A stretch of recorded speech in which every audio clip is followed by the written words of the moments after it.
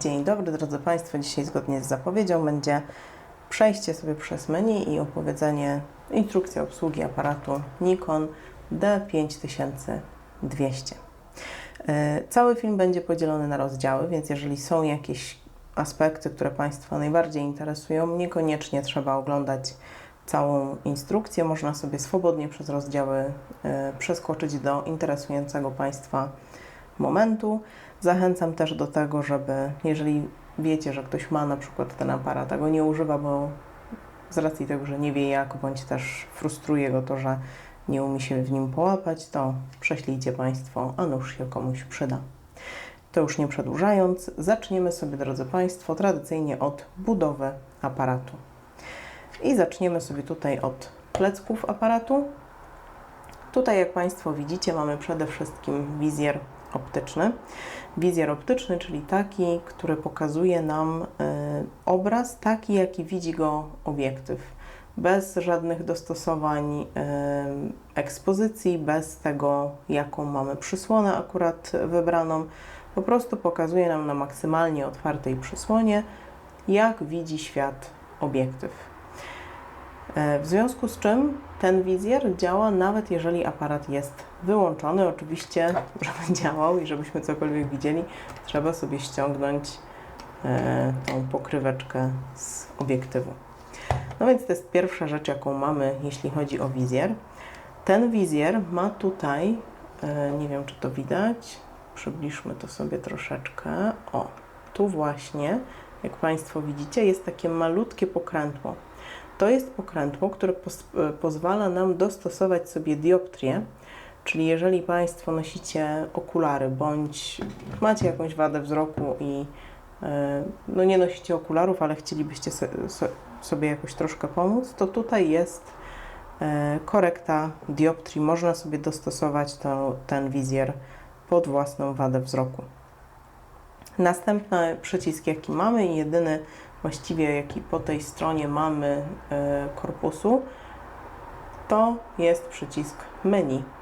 Przycisk menu, który no rzecz jasna wysyła nas do menu. To ten mały guziczek, który mamy tutaj. Następne przyciski, jakie mamy tu z tej strony teraz, to jak Państwo widzicie, mamy tutaj przycisk I.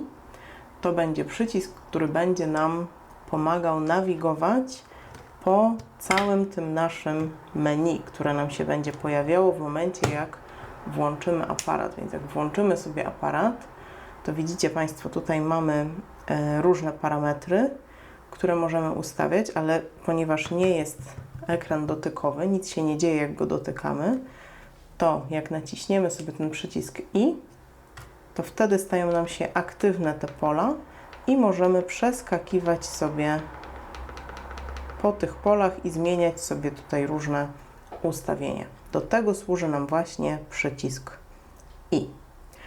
Następny przycisk, jaki tutaj mamy, to przycisk AL, AFL, czyli ten przycisk, który jest odpowiedzialny za na przykład Back Button Focus, czyli za to, żeby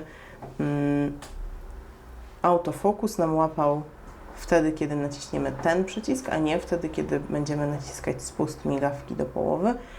Niektóre osoby wolą tak właśnie strzelać, jest to dla nich wygodniejsze.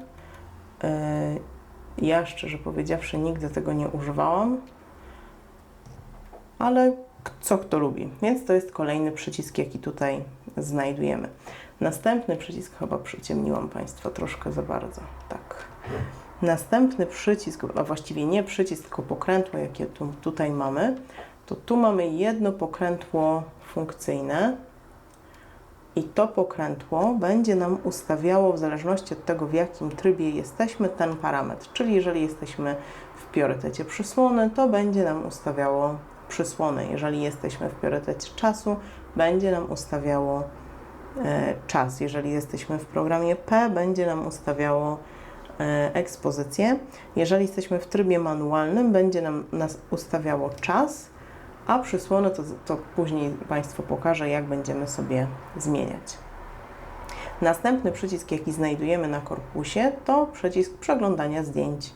W momencie, jeżeli go wybierzemy, to wtedy możemy sobie po prostu przeglądać zdjęcia. Kolejny to nasz pad kierunkowy. Dzięki niemu możemy się poruszać zarówno po tym menu, które już przed chwilą Państwo widzieliście, jak i możemy wybierać sobie punkty autofokusa. Zarówno w wizjerze optycznym, jak i przy wykorzystaniu Live View, czyli tego podglądu na żywo. Następne dwa przyciski to przycisk zbliżania i oddalania. To działa i w momencie, kiedy zdjęcia robimy i chcemy sobie przybliżyć, żeby sprawdzić, czy aby na pewno autofokus nam złapał, bądź też jeżeli ostrzymy manualnie przydatne, i przycisk oddalania, który jak Państwo też widzicie ma dodatkową funkcję, bo jest tu taki znak zapytania. Do tego sobie później też wrócimy, bo to będzie nam przydatne w menu, jak nie będziemy wiedzieć, za co która funkcja jest odpowiedzialna. I ostatnim przyciskiem z tej strony jest przycisk kosza i to myślę jest samo przez się rozumie, że tym przyciskiem po prostu usuwamy zdjęcia. No to przejdźmy sobie teraz do tego boku aparatu. Tutaj, czyli w gripie tak naprawdę, w tym miejscu, gdzie będziemy aparat łapać, znajduje się gniazdo karty SD. Mimo że jest to trochę starszy aparat, to jest to już normalna karta SD, czyli takie karty, które dalej są produkowane, nie jakieś przeżytki, w związku z czym są ogólnie dostępne. Bez problemu też można czytniki ich sobie nabyć. Karta zwykła SD, pojedyncza, na sprężynkę. Tutaj wystarczy trzeba ją nacisnąć i ona odskakuje i można ją wtedy wyciągnąć. Żeby włożyć, to po prostu wsuwamy i dociskamy, aż kliknie. To tyle, jeśli chodzi o ten bok. Z drugiego boku aparatu mamy 3 czy nawet 4 różne wyjścia. I co my tu mamy? Mamy tutaj jacka na mikrofon. Nie mamy tutaj wejścia na słuchawki, więc nie możemy odsłuchiwać sobie audio, ale możemy sobie swobodnie nagrywać z mikrofonu audio. Mamy tutaj mikro HDMI, tak? To jest mikro HDMI, tak mi się wydaje, że to jest mikro HDMI. Mamy tutaj jakieś przedziwne wejście, drodzy Państwo, GPS, które ja nie wiem czym jest. No i wejście wejście USB, które tak naprawdę tutaj też jest pokazane jako wejście AV out i są do niego takie kabelki z cinczami, że można to sobie pod telewizor podpiąć. Nie wiem, czy ktokolwiek jeszcze tak robi z Państwa, ale jeżeli Państwo tak robicie, to tak można. No natomiast bardzo jest ciekawy ten port pod GPS, ale ten port pod GPS jest też portem do wężyka spustowego, jeżeli byście Państwo taki posiadali. To tyle, jeśli chodzi o tą stronę. To jest taka guma po prostu, którą trzeba sobie tutaj doklepać, że tak się wyrażę. Na samym dole nie mamy zbyt wiele. Na samym dole jest gwint na mocowanie statywowe, czy właściwie mocowanie statywowe jest standardowe, też nie trzeba tutaj nic kombinować. I mamy wejście na baterię. Fajne jest to, że nawet jak podepniecie Państwo statyw, a mielibyście 2 baterie, to nawet jak tutaj przyjdzie płytka statywowa, bądź będziecie mieli wkręcane, nadal macie swobodny dostęp zarówno do baterii, jak i do karty SD. Ta klapka jest taka sobie, nie ma żadnej sprężynki, nie odskakuje w żaden sposób, więc tutaj trzeba troszkę uważać. I baterię wyciągamy w taki sposób, że popychamy do tyłu ten żółty cypelek i ona nam wtedy odskakuje i możemy ją wtedy sobie złapać, a najlepiej do góry nogami obrócić aparat i wtedy będzie łatwiej ją wyjąć. Wyjmujemy i żeby ją włożyć, to po prostu ją tutaj wsuwamy i dociskamy, aż ten żółty cypelek ją zablokuje. No i zamykamy klapkę, naciskając albo przesuwając ten suwak. To tyle, jeśli chodzi o spód. Nic tu się wielkiego nie dzieje. No to teraz najbardziej rozbudowana część tego aparatu, czyli jego góra. U góry aparatu, jak Państwo widzicie, tutaj na samej górze znajduje się taka zaślepka. Ta zaślepka chowa nam mocowanie na lampę błyskową. I tu taka tylko malutka przestroga, że lampa błyskowa taka, która ma rozmawiać z aparatem, czyli potrafią się dogadać, jak bardzo ma błyskać, tak zwana TTL, no to musi być specjalna lampa, która jest dla Nikonów takich lustrzanek.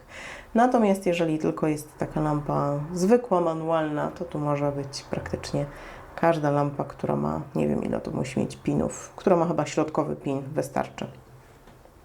Więc tutaj mamy mocowanie na lampę. Tutaj znajduje się nam główne centrum dowodzenia. Tutaj podejmujemy pierwszą decyzję, w jakim trybie chcemy robić zdjęcia. I jakie tryby tu, drodzy Państwo, mamy? Mamy tryb w pełni manualny, czyli tryb, w którym my decydujemy o każdym parametrze. My decydujemy o tym, jak szybko będzie się zamykać migawka. My decydujemy o tym, jak bardzo będzie otwarta bądź domknięta przysłona. My decydujemy o ISO. W tym trybie oczywiście możemy sobie ustawić w trybie manualnym automatyczne ISO, niemniej jednak to jest najbardziej tryb, który daje nam najwięcej kontroli. Tryb preselekcji przysłony, czyli kontrolujemy sobie tutaj tym pokrętłem z tyłu, jaką wartość przysłony chcemy mieć. Czy chcemy, żeby była bardziej otwarta, czy chcemy, żeby była bardziej przymknięta. Tryb S, czyli tryb, w którym kontrolujemy prędkość zamykania, otwierania migawki. To wtedy, kiedy na przykład fotografujemy szybko poruszające się obiekty, czy to, nie wiem, biegające dzieci, samochody na wyścigach i tak dalej, to wtedy ten tryb jest jak najbardziej przydatny. I tryb P, czyli taki tryb, w którym aparat właściwie wszystko robi za nas, poza tym, że my możemy sobie ustalić, czy chcemy, żeby zdjęcie było ciemniejsze, bądź też jaśniejsze. Tryb auto, czyli aparat decyduje o wszystkim za nas, my tylko sobie wybieramy kadr i robimy zdjęcie, a aparat całą resztą się zajmuje za nas. Tutaj jest taki tryb auto bez lampy błyskowej, czyli w trybie auto aparat też decyduje, czy będzie błyskał, czy nie będzie błyskał, ale możemy się przełączyć na ten tryb i wtedy po prostu aparat będzie o wszystkim decydował, tylko mówimy mu nie błyskaj. Następnym trybem tutaj na kole jest tryb Scene i ten tryb Scene wyklucza wszystkie te, które tutaj mamy, takie jak portret, krajobraz, jakieś tam dzieci, ktoś w ruchu, makro. To będą wszystkie inne sceny, jakie aparat tam ma sobie jakieś tryby wgrane. Ja Państwu pokażę teraz, jak to działa. Jak sobie włączymy aparat i jesteśmy w tym trybie Scene, to tu proszę teraz zwrócić uwagę na ekran. Ja Państwa odrobinę tutaj zbliżę, proszę bardzo. Lampa nam właśnie wyskoczyła, bo pragnie robić zdjęcie z lampą. Zwróćcie Państwo uwagę, co się będzie działo, jak będę kręcić kołem. Nam teraz będzie wybierało takie różne wspaniałe sceny, jak portret nocny, jak krajobraz nocny, jak przyjęcia wnętrza, jak plaża śnieg, jak zachód słońca, zmierzch świt, portret zwierzaka, przy czym tutaj, drodzy Państwo, proszę się też nie łudzić i nie myśleć, że ten aparat ma na przykład śledzenie, autofokus, śledzenie zwierząt. Nie, to po prostu aparat sobie dobiera takie jakieś optymalne ustawienia do portretu zwierzaka. Co tu jeszcze mamy? Mamy blask świec, mamy kwiaty, mamy barwy jesieni, wspaniale, i mamy żywność. Więc to kryje się pod tym naszym pokrętłem Scene, czy właściwie pod tym trybem Scene. Następnym bajeranckim trybem, jaki tutaj mamy, jest tryb Effects. I tu Państwu też muszę pokazać, bo to już mnie szczerze ubawiło, ale jest tutaj, można się tym bawić jak najbardziej. I uwaga, co my tu mamy? Drodzy Państwo, mamy noktowizor. Rzecz jasna, też proszę się nie łudzić, że to jest prawdziwy noktowizor, tylko taki efekt. Mamy szkic kolorowy. Mamy efekt miniatury, czyli to, co robią obiektywy tilt shift, taki efekt, że góra-dół jest trochę jakby rozmazana, środek jest ostry, w związku z czym wydaje się tak, jakbyśmy oglądali miniaturę. Co jeszcze tu mamy? Mamy kolor selektywny, mamy sylwetkę, mamy rozjaśnienie duże i mamy przyciemnienie duże. Także tutaj macie Państwo pod tym pokrętłem tego typu właśnie efekty, właściwie pod tym trybem Effects znajdują się takie oto bajerki. Ok, to idziemy sobie dalej. Tutaj zwróćcie Państwo uwagę, że poza tym naszym pokrętłem trybów, o których sobie właśnie powiedzieliśmy, to mamy też taką dźwignię. I tutaj są takie dwie małe literki, widzicie Państwo, LV. LV jak Live View. Za każdym razem, jak robicie Państwo zdjęcia i chcecie na przykład na ekranie zobaczyć, co się tam dzieje albo co też tworzycie, to tą dźwignię można sobie przesunąć i zobaczyć na żywo to, co próbujecie sfotografować. I teraz jak nam to Live View działa? W momencie, jak mamy już włączony aparat, bo jeszcze nie doszliśmy do tego, że tu po prostu włączamy aparat. Tak, tutaj mamy, drodzy Państwo, włączenie aparatu. Można go włączyć, wyłączyć. To aparat jakby standardowo nam się włączy w takim trybie, że widzimy przez wizjer optyczny, nie widzimy obrazu przez Live View. Ale jeżeli chcemy z tego skorzystać, no to wystarczy pociągnąć tą wajchę troszkę. To będzie teraz trochę głośne. Słyszeliście Państwo ten dźwięk i proszę zwrócić uwagę, że teraz jak odchylę ekran,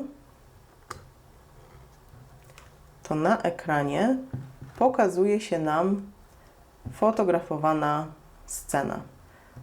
Jak Państwo tutaj widzicie, widzimy to, co jest na ekranie. Tam jest taka PRL-owska zabawka. I możemy sobie zmieniać parametry ekspozycji. Ja na przykład teraz mam tryb preselekcji przysłony i będąc w tym trybie preselekcji przysłony, mogę sobie nacisnąć kolejny przycisk, jaki tutaj się znajduje. Tu zwróćcie Państwo uwagę, że tutaj jest taki mały przycisk plus, minus, ten tutaj. I jeżeli ja, mając tutaj wybrany sobie mój kadr, stwierdzam, że on jest za jasny, to mogę sobie przytrzymać ten przycisk i zwróćcie Państwo uwagę, że na ekranie teraz, tak jak jesteśmy, pojawiły nam się takie żółte pole nam się pojawiło z tym plusem i minusem. Widzicie Państwo? To jak ja będę teraz kręcić sobie kółkiem, trzymając nadal ten przycisk, to mogę obraz przyciemnić bądź rozjaśnić. To oczywiście nam wpłynie na te parametry zdjęcia, ale jest to prosty sposób na kontrolę ekspozycji. I teraz popatrzcie Państwo, co się będzie działo z tą zabawką. Ja ją teraz przyciemnię. O, proszę bardzo, jaki nam się robi ciemny obraz. Ja cały czas trzymam ten przycisk i kręcę kółkiem. Sterujemy sobie ekspozycją. Więc mamy dwa przyciski omówione naraz i dźwignia Live View i sterowanie ekspozycją. I tutaj tylko taka uwaga, jeżeli będziecie Państwo i możemy zrobić zdjęcie, tu jest wyzwalanie migawki. Jeżeli Państwo jesteście w trybie manualnym, to ten przycisk sterowania ekspozycją nie będzie działał, ponieważ to Państwo parametrami ustawiacie ekspozycję, czyli czasem naświetlania i przysłoną. Dobrze. Następny przycisk, jaki tutaj mamy, to przycisk nagrywania wideo. Tutaj można oczywiście wideo nagrywać, wystarczy nacisnąć na ten przycisk. No więc mamy przycisk wideo, ale tutaj też taka przestroga. Jeżeli chcecie Państwo nagrywać wideo, to uwaga, odchylamy sobie ekran. Znaczy nie musicie Państwo go odchylać, ale musimy być w trybie Live View. Więc ja teraz przełączyłam go na Live View. Tu widzimy nasz wspaniały obiekt do treści filmowej. I teraz, nie wiem, czy Państwo to widzicie na ekranie, on jest nieostry, nie złapałam ostrości, więc mogę nacisnąć sobie na nagrywanie filmu i on automatycznie tutaj nam miga czerwona kropka, że film się kręci. Ptaszek jest dalej nieostry. Ja w trakcie kręcenia filmu mogę nacisnąć spust migawki do połowy i obiektyw nam wtedy złapie ostrość na niego, przy czym ten dźwięk, który mam nadzieję było słychać, jak on łapie tą ostrość, będzie słyszalny również na tym wideo, które Państwo nagracie. To warto wziąć pod uwagę. No i to też nie jest jakaś bestia do nagrywania wideo i ma ten efekt tak zwanego rolling shutter. Nie wiem, czy widzicie Państwo, co się dzieje z tym gwizdkiem ptaszkiem na ekranie. On nam zaczyna pływać. Proste linie nam się zaczynają rozmazywać, no bo to jest jednak aparat z 2012 roku. Niemniej jednak nagrywanie tutaj istnieje i można spokojnie takie jakieś bardziej statyczne sceny nagrywać. Następnym przyciskiem, jaki znajduje się tutaj u góry, jest przycisk Info i to jest też przycisk, którego używamy w trybie wideo. Zwróćcie Państwo uwagę, że teraz jak przełączę się na Live View i włączę sobie nagrywanie wideo, to naciskając ten guziczek Info, tu mi się będą pokazywać pewne informacje, a pewne mi będą znikać, więc on pozwala nam zmieniać sobie widok tego, co widzimy w trakcie nagrywania wideo. Mamy tutaj też kolejny przycisk. Ten przycisk tutaj pozwala nam wybrać na przykład serię, że chcemy robić zdjęcia seryjne, a nie pojedyncze. W związku z tym, jak go naciśniemy, to jak tu Państwo widzicie, pokazało nam się takie menu. Ja może Państwa troszkę przybliżę, żebyście je widzieli. Mamy tutaj takie menu, w którym możemy sobie wybrać, czy chcemy seryjne zdjęcia szybkie, czy chcemy seryjne zdjęcia wolne, czyli takie, gdzie autofokus będzie nam łapał, czy chcemy na przykład samowyzwalacz sobie włączyć, czy też mamy zdalnie z pilota, chcemy uruchomić migawkę z opóźnieniem, bądź po prostu migawkę wyzwalamy od razu z pilota. I jeszcze mamy tutaj opcję cichej migawki, to włączmy sobie tą opcję cichej migawki, żeby zobaczyć, jak to wygląda tak naprawdę tutaj. No to jesteśmy sobie w opcji cichej migawki. Myślę, że musimy sobie przejść do Live View, żeby z niej skorzystać. Jesteśmy w Live View. O, przepraszam, jesteście Państwo za bardzo zzoomowani, nie widzicie, co ja tu wyczyniam za eksperymenty. Jesteśmy w Live View. Złapaliśmy fokus. Coś ta cicha migawka nam nie wyszła. I obawiam się, że ona właśnie w ten oto sposób działa, ta cicha migawka, że nie da się jej do końca wybrać. Jeszcze raz spróbujmy OK i zróbmy ten eksperyment raz jeszcze. No to jest lustrzanka, drodzy Państwo, to nie jest bezlusterkowiec. Więc nie wiem do końca, na czym polega funkcja cichej migawki w tym Nikonie. Omówiliśmy sobie wszystkie przyciski, które znajdują się nam tutaj, oprócz jednego najważniejszego. Tutaj, drodzy Państwo, rzecz jasna, mamy włącznik i wyłącznik aparatu. Jest to niezwykle wygodne, o czym mówiłam, jak nagrywałam takie moje krótkie wrażenia a propos tego aparatu, czy nadal warto go kupić, ponieważ trzymając aparat w ręku po prostu robimy pyk i aparat jest gotowy do działania. Tutaj znajduje się spust migawki, taki srebrny, błyszczący, piękny. Nie sposób w niego nie trafić, jest w bardzo wygodnym miejscu. I tak, i tyle jeśli chodzi o przyciski, jeśli chodzi o górę aparatu. To przejdźmy sobie do przodu aparatu, bo tutaj też znajduje się kilka ważnych rzeczy. Przód aparatu. Z przodu mamy rzecz jasna obiektyw, a ponieważ jest to aparat z wymiennymi obiektywami, to tutaj, zwróćcie Państwo uwagę, znajduje się taki guzik. I teraz Nikon jest troszkę inny niż większość aparatów, z jakimi miałam przyjemność mieć do czynienia, ponieważ odkręca się w drugą stronę.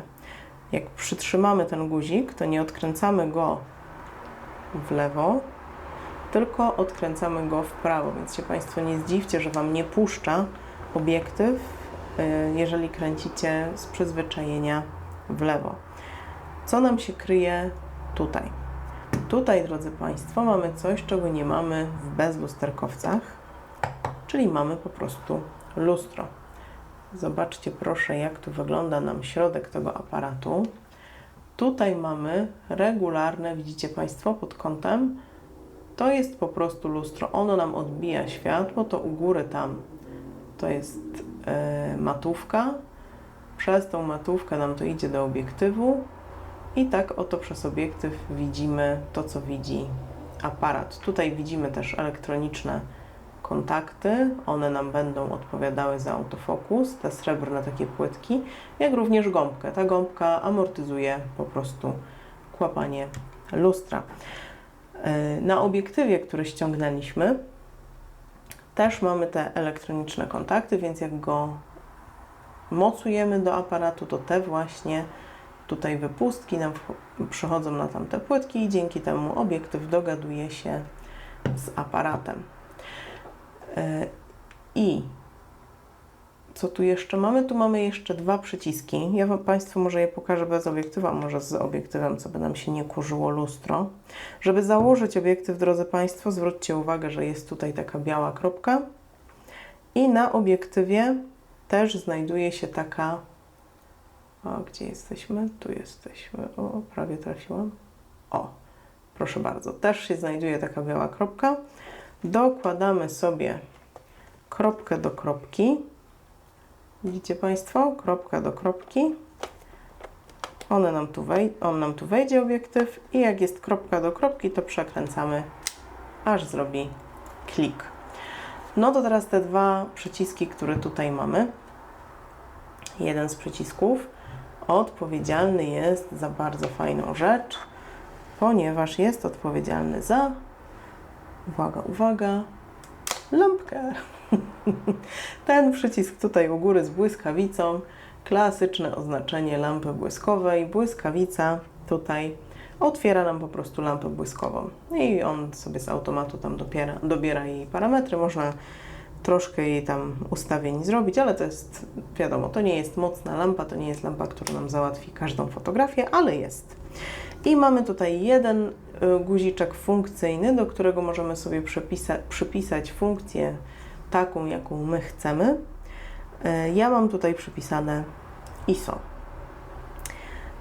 Jeśli chodzi, drodzy Państwo, jeszcze o te obiektywy Nikona, te do mocowania f, to one w znakomitej większości, jeśli nie wszystkie, będą miały ten przełącznik A i M.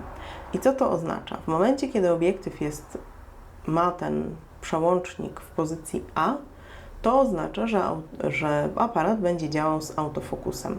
W momencie, kiedy przełączymy go na M, to wtedy jakby luzuje nam się ten pierścień na obiektywie, ten malutki, nie ten, który jest odpowiedzialny za zoom, tylko ten tu z przodu malutki i on jest odpowiedzialny za manualne ostrzenie. Czyli możemy teraz sobie manualnie wybrać ostrość, patrząc w wizjer, bądź też patrząc przez Live View. I drugi przełącznik, jaki się tutaj znajduje, to jest tak zwany VR, czyli stabilizacja. Czy chcemy, żeby nasz obiektyw miał włączoną czy wyłączoną stabilizację? I ja tutaj mogę jedynie polecić, że w momencie, jak strzelacie Państwo z ręki, zawsze lepiej mieć ją włączoną. Zawsze jest szansa, że trochę dłuższy czas naświetlania utrzymacie Państwo z ręki. Jeśli chodzi o budowę tego aparatu, to, drodzy Państwo, wszystko. Przeszliśmy sobie przez wszystkie przyciski, guziczki i wszystko, co tutaj się na nim znajduje. Drodzy Państwo, skoro przeszliśmy sobie przez wszystkie przyciski, czas na zanurkowanie w menu. Zatem, żeby dostać się do menu, rzecz jasna, naciskamy sobie tutaj przycisk menu. I jak już w tym menu jesteśmy, to zacznijmy sobie od takich rzeczy bardzo podstawowych, które znajdziemy tutaj w tym kluczu francuskim. I bardzo ważna sprawa, jaka tutaj jest, formatowanie karty pamięci. Ja nie chcę teraz tracić wszystkich tych zdjęć, więc ja karty nie sformatuję. Natomiast serdecznie polecam, jeżeli Państwo macie nowy aparat, bądź dopiero co go kupiliście i wkładacie do niego świeżą kartę, sformatujcie ją sobie, bo ona będzie wtedy sobie pod ten dany aparat zapisywać, jak również fajnie jest zapisywać na czystej, na pewno bez żadnych jakichś tam defektów w karcie. Druga bardzo ważna rzecz, jaka tutaj jest, to jest jasność monitora i powiem Państwu, że ja się na tym troszkę przejechałam na samym początku, bo nie widziałam tego ustawienia i wydawało mi się, że ma dramatycznie ciemny monitor ten aparat. Na takim ustawieniu, jak jest teraz na 0, mnie w zupełności wystarczał, natomiast jak do mnie przyszedł, to on był na -3. Jak widzicie Państwo sami, chociaż tu się mogła ekspozycja aparatu dostosować, nie, no widzicie, on robi się bardzo ciemny, on jest w rzeczywistości ciemniejszy niż Wy widzicie na ekranie. To ma swój plus, bo dzięki temu, korzystając z tego ekranu przy tak ciemnych ustawieniach, oszczędzamy baterię. Niemniej jednak, jeżeli chcemy te zdjęcia oglądać i chcemy faktycznie coś widzieć, no to 0 jest całkiem w porządku. Może być rozjaśnione jeszcze do +3. To jest ważne ustawienie i pamiętajcie Państwo, że ono tutaj jest, bo zwłaszcza właśnie teraz, póki jeszcze jest lato, jest tak bardzo jasno na dworze, to można je sobie troszkę podkręcić, żeby mieć większy komfort zrobienia zdjęć. Format wyświetlania informacji, czyli to menu, które nam się wyświetla w trakcie, jak robimy zdjęcia. Nie wiem, czy Państwo tu dobrze widzicie, może je jeszcze troszkę zbliżę. O, proszę bardzo. I to jest nic innego, jak tak po prostu w jakiej formie chcecie, żeby Państwu się to menu wyświetlało. To mogą być takie kółka i tu mamy 3 wersje jakby kolorystyczne tego. A mogą być po prostu takie informacje mniej graficzne, bardziej klasyczne, czyli jakieś tam cyferki, które nam będą pokazywały, jakie mamy parametry ustawione. Natomiast ta dolna belka jest praktycznie taka sama. Ja może wybiorę teraz ten klasyczny i Państwu pokażę. O, proszę bardzo. Tak naprawdę ta dolna belka wygląda dokładnie tak samo. Może to troszkę ściemnie, bo chyba jest odrobinę za jasno. O. Widzicie Państwo, te tutaj funkcje, to wygląda absolutnie tak samo. Jedyne, czym to się różni, to tym, że tutaj nie ma tych kółek, tylko zamiast kółek mamy liczbowe przedstawienie tych parametrów. No więc to w zależności od Państwa upodobań. I tu jeszcze sobie można wybrać na przykład takie, nie wiem jaki to jest kolor, turkusowe, być może tło. I takie same ustawienia możemy sobie wybrać do tych naszych auto ustawień, czy tych scenerii, czy tych efektów, o których mówiliśmy wcześniej. Więc to jest dokładnie to ustawienie, format wyświetlania informacji.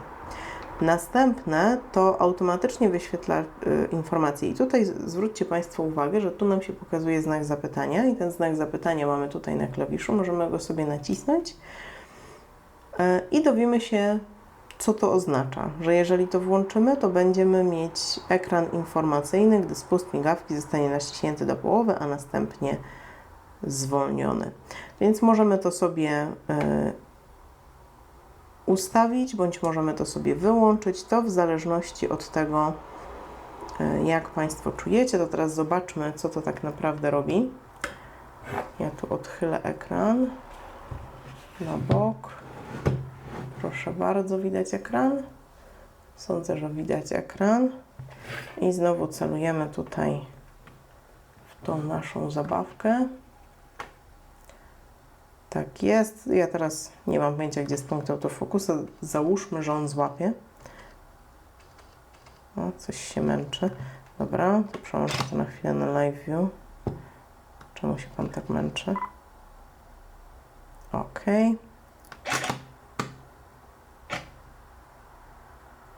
No i mamy informację o tym, o parametrach zdjęcia pod zrobionym zdjęciem. I to właśnie było to, co sobie ustawiliśmy.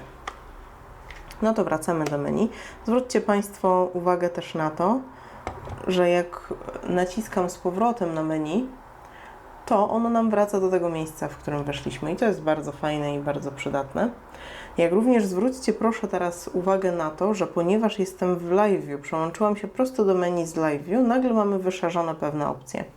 Więc ja sobie wyjdę z tego Live View, przejdę sobie do normalnego widoku, żeby mieć dostęp do wszystkich opcji. Też proszę się nie stresować i nie denerwować, jeżeli kupiliście Państwo ten aparat i nagle macie wyszerzone funkcje. Przejdźcie proszę sobie do trybu fotografowania, czyli naciśnijcie spust migawki po prostu i wyłączcie Live View. Jeżeli widzicie, że pojawia Wam się to, co chcecie fotografować na ekranie zamiast w wizjerze, wyłączcie Live View, wróćcie sobie do menu i wtedy wszystkie funkcje będą znowu dla Was dostępne. Następna opcja Czyść matrycę to jest taka funkcja automatyczna i ona tam troszkę pewnie ta matryca drga i usuwa kurz z niej, można sobie to raz na czas robić. Podnoszenie lustra to jest przydatne w momencie, kiedy chcemy sobie na przykład my patyczkiem wyczyścić matrycę, ale tutaj zanim Państwo będziecie się rzucać na tego typu wydarzenia, bądź też procedury ze swoim aparatem, to polecam zapoznać się z jakimiś tutorialami. Nie jest to bardzo trudne, nie jest to aż tak przerażające, jak być może się wydawać, natomiast no, matryca jest najważniejszą częścią aparatu i to ona zapisuje nasze zdjęcia, czy rejestruje nasze zdjęcia, więc jak ją uszkodzimy, no to jest game over. Wzorzec usuwania kurzu, no to jest takie, jeżeli tam są jakieś plamki, no to on robi takie czarne zdjęcie i tam z niego sobie później wybiera, co jest kurzem, a co nie i później to przetwarza, tak żeby tego nie było widać na zdjęciu. Tu możemy sobie tryb wideo wybrać PAL albo jakieś NCSC, to mam wrażenie, że to już jest kwestia tego, ile lat ma ten aparat, ale to może być tylko moje wrażenie, ja o wideo wiem bardzo mało. HDMI możemy sobie wybrać, jaką chcemy rozdzielczość mieć wyjściową i jak widzicie Państwo, maksymalna to jest 1080. To tu jeszcze tylko dodam, że tak wszystkie moje filmy, które oglądacie Państwo na YouTubie, to jest 1080. Ja nie nagrywam w 4K, bo nie mam tyle miejsca na dyskach. Kamerki internetowe wykorzystują, jak się nie mylę, najwięcej 720, a ten aparat przez HDMI mógłby być kamerką internetową, to tak na marginesie. Więc tutaj można sobie ustawić, jaką chcemy mieć rozdzielczość. Redukcja migotania to zwłaszcza wtedy, jak korzystamy z Live View. Możemy sobie ustawić częstotliwość tego migotania. Ja bym to zrobiła na automatyczne, żeby aparat sam sobie wykrywał to wtedy, kiedy mamy jakieś oświetlenie, które miga i które wpływa nam na obraz i robią się nam paski na zdjęciu. Strefa czasowa i data. Jeżeli kupiliście Państwo aparat i na przykład używał go obcokrajowiec, który kupił go gdzieś indziej, tak jak na przykład ten aparat moich znajomych, Raul nie jest Polakiem, w związku z czym tu wszystko trzeba było pozmieniać, to tutaj sobie właśnie to ustawiamy, więc gdybyście Państwo na przykład kupili ten aparat i miałby menu też w innym języku, to pamiętajcie, że to będzie pod tym kluczem i to jest tak jakby druga strona tego menu i jest taki fajny tutaj taki chłopak z chmurką, że takie to jest dość samo się wyjaśnia albo samo można to zrozumieć po tym piktogramie, że tutaj będziemy sobie ustawiać język aparatu. No ja sobie ustawiłam polski. Komentarz do zdjęcia. To jak już mamy jakieś zdjęcie zrobione, to możemy wpisać sobie komentarz i on może sobie przy tym zdjęciu być. Myślę, że jest to mega niewygodne do robienia w aparacie, ale jeżeli chcecie tak Państwo mieć, to tak może być. Automatyczny obrót zdjęć to w momencie, jak oglądamy zdjęcia i jak są w pionie czy w poziomie, to czy mają się automatycznie obracać, czy nie. Gniazdo akcesoriów to jest to gniazdo, o którym Państwu mówiłam, że tam może być jakiś moduł GPS-a podłączony, bądź też zdalne wyzwalanie migawki i tu można sobie ustawić więcej opcji do tego, co ma robić te na przykład zdalne wyzwalanie migawki, czy ma nagrywać filmy, czy ma robić zdjęcia.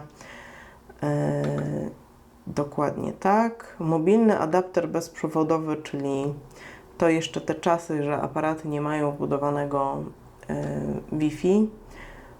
No i można było jakiś taki adapter najwyraźniej podłączyć. I tu mamy wersję programu.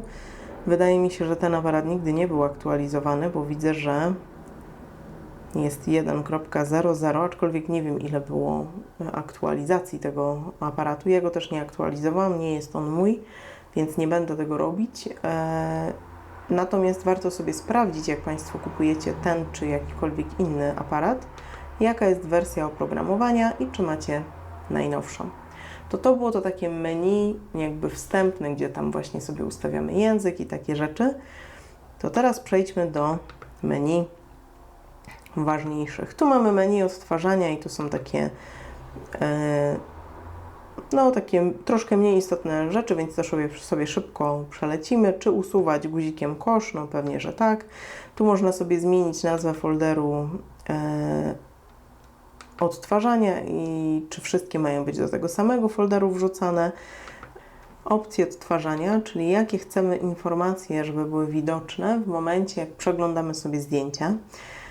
I tutaj możemy to sobie odznaczać prawą strzałką. Tu nam aparat podpowiada, jak to odznaczać. Widzicie Państwo, robi się fajeczka albo znika. I ważne jest to, żeby nacisnąć guzik OK po tym, jak sobie ustawimy, co chcemy, żeby nam aparat pokazywał, jakie informacje. Bo ja jak tego nie zrobiłam, to nie zadziałało. I teraz zobaczcie Państwo, jak mamy zdjęcie, to tu nam pokazuje histogram, to jest jedno, co chcemy widzieć i jak strzałką do góry będę teraz sobie przeskakiwać, tu mi pokazuje prześwietlenia, nie wiem, czy Państwo widzicie na tym oku tego ptaszka i tam gdzieś na tych jego skrzydełkach pokazuje, że jest prześwietlone. No a tu mam po prostu informację o zdjęciu. Jak się nazywa, kiedy było zrobione i w jakiej jakości było zrobione. To jeśli chodzi o te opcje odtwarzania. Podgląd zdjęć, czyli czy chcemy po zrobieniu zdjęcia, żeby nam Live View pokazał to zdjęcie.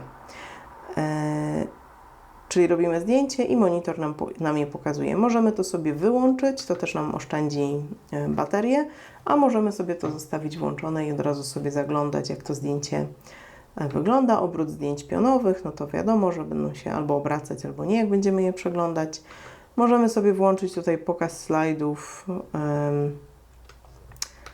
To taki bajerek. I wrzucić do wydruku. To pewnie kiedyś się komunikowało z jakimiś komputerami. Dzisiaj nie wiem, czy to nadal zadziała. Więc to jest takie bardzo ogólne menu o samym odtwarzaniu. Co mamy tutaj? Tu zaczynają się już fajne rzeczy. Przede wszystkim mamy tutaj reset menu fotografowania, więc jeżeli na przykład Państwo coś tam namieszaliście sobie mocno w ustawieniach i nie wiecie, jak z tego wyjść, jak się ogarnąć w tej kwestii, zresetować sobie menu fotografowania i będzie wszystko dobrze. Tutaj możemy sobie zmienić nazwę folderu zapisu, jeżeli na przykład, nie wiem, fotografujecie akurat Państwo coś i chcecie od razu sobie ten folder nazwać zgodnie z tym wydarzeniem, można sobie to tutaj jak najbardziej zrobić. Tutaj wybieramy sobie jakość zdjęcia i ona z jakiegoś powodu, jak w większości tych aparatów troszkę starszych, nie jest wybrana na najwyższą jakość. Jak widzicie Państwo, jest wybrana na jakiś JPEG normal. Jeżeli będziecie Państwo robić zdjęcia tym aparatem, to albo sobie wybrać ten JPEG Fine, jeżeli chcecie same JPEGi, albo wybrać sobie RAWy. NEF to jest po prostu nazwa Nikonowych RAWów, albo wybrać sobie RAWy plus JPEGi. To już od Państwa zależy, w czym Państwo chcecie strzelać. Wiadomo, jak mamy JPEGa, to on już jest gotowy i często nie trzeba nic z nim robić.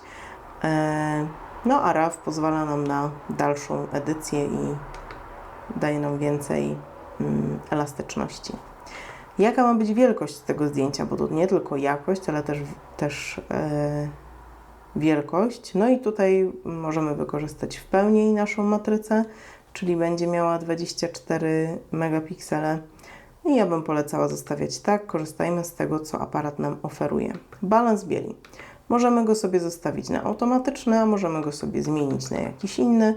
Ja bym polecała go zostawić póki co na automatyczny, a zawsze możemy go zmienić w naszym menu tutaj.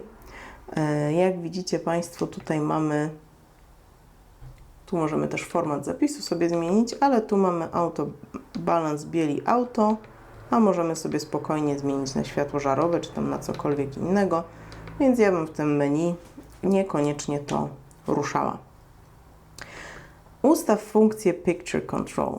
No i tu się zaczynają fajne rzeczy, bo tu Nikon nam daje dużo rzeczy, w których możemy sobie coś poedytować. To jest nic innego jak profile kolorystyczne. I te profile kolorystyczne, no jest ich kilka, nie? Jest standardowy, jest neutralny, jest żywy, jest monochromatyczny, jest portret, jest krajobraz. Jak Państwo widzicie, ja tu już mam dodany taki jakiś jeden C1. Ja tu mam black and white, contrast plus red. A tu mam jakieś bzdury dodane, bo to tylko się bawiłam i sprawdzamy, jak to działa. Ale co jest bardzo fajne w tym, to możemy sobie, jak wyjdziemy sobie z tego i tu wejdziemy sobie w dopasuj funkcję Picture Control,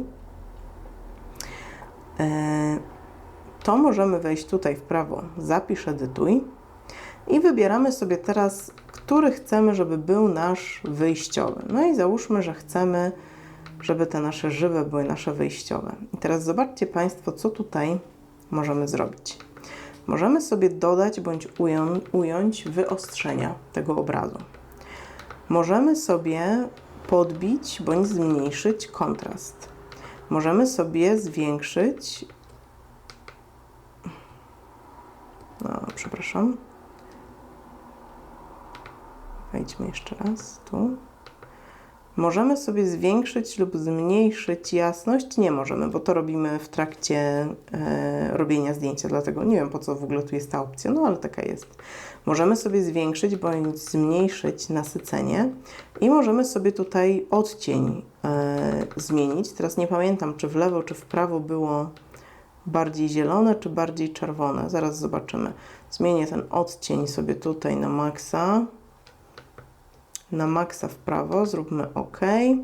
I widzicie Państwo, od razu mnie przerzuca w takie coś jak C4 nieużywany. I ja mogę sobie ten nieużywany nazwać po swojemu. No to załóżmy, że ja go sobie nazwę Te możemy sobie usunąć. Teraz jak to się usuwało, ja to odkryłam. O, tu mamy takie puste pola, więc sobie po prostu, a nie, puste nam robi pauzę, to nam robi co? To nam robi podkreślnik. Tu gdzieś się dało to usunąć i ja teraz nie pamiętam gdzie. Kursorem możemy sobie przesunąć, jak chcemy zmienić sobie to pole. Gdzie to się ustawiało, drodzy Państwo? No teraz za Chiny tego nie znajdę, bo mam pewna, że po prostu tym usuwam, ale tym to ja... Aha, no dobra, jak to tak przesuwamy, to wtedy znika nam ta nazwa. No to załóżmy, że tak to nazwę. To sobie przesunę całkiem i to nam znikło, świetnie. I widzimy, że jak jest OK, no to naciskamy sobie tą lupkę z plusikiem. No to nacisnę sobie lupkę z plusikiem. I teraz zwróćcie Państwo uwagę, co nam się stanie tutaj. Jak sobie będę chciała wybrać profil kolorystyczny, który wybieramy sobie tu, to mam te moje C1, czyli Black and White Contrast plus Red. Mam tu jakieś coś dziwnego, co ustawiam, ale mam też te moje AAA, bo chcę sprawdzić po prostu, czy nam to zazielenia obraz, czy nam to zaczerwienia obraz, bo to będzie w te dwie strony. No to spróbujmy znowu na pamiątce po babci, co nam się tutaj zrobi, jaki nam ten obraz wyjdzie. Ciach. No i jaki nam wyszedł, nie wiadomo. To pójdę jeszcze szybko do menu, drodzy Państwo, i zrobię drugi taki standard, albo ten po prostu zmienię i zrobię odcień w zupełnie drugą stronę.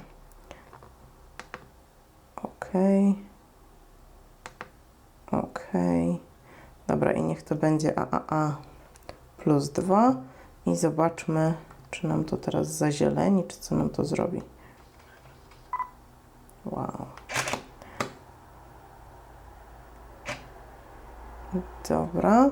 No i zobaczmy różnicę między tymi dwoma. Państwo je w ogóle widzą? Państwo ich w ogóle nie widzicie. No to proszę bardzo, tu jest jedno zdjęcie. To jest to, gdzie poszliśmy całkiem na minus. A tu jest drugie. Czy one się czymś różnią? Szczerze powiedziawszy, drodzy Państwo, w tej kwestii to ja nie widzę żadnej różnicy w kolorach. No dobra. No to może nie jest to jednak aż tak świetna funkcja, jak myślałam. Bo ja nie bawiłam się nią na kolorach. Ja się bawiłam nią na zdjęciach czarno-białych. I na zdjęciach czarno-białych wyszło to całkiem fajnie, co Państwu zaraz pokażę. Ponieważ na tych naszych zdjęciach czarno-białych możemy zrobić coś więcej. Proszę zobaczyć na tych, które ja już sobie ustawiłam. Nie dość, że możemy sobie tam wybrać to wyostrzenie, ten kontrast, możemy go sobie podbić bądź też zmniejszyć, ale możemy sobie też dodać efekty filtrów. I mam wrażenie, że w Olympusie działa to trochę fajniej, ale no, może być to tylko moje wrażenie, być może po prostu lepiej znam ten system, ale mamy tu przeróżne filtry. Może być wyłączony, może być żółty, może być pomarańczowy, czerwony i zielony. Ja zazwyczaj wybieram sobie filtr czerwony, ponieważ on podkręca ładnie niebo. Z jakiegoś nieznanego mi powodu. Nie wiem, dlaczego czerwony podkręca niebo, ale tak się dzieje.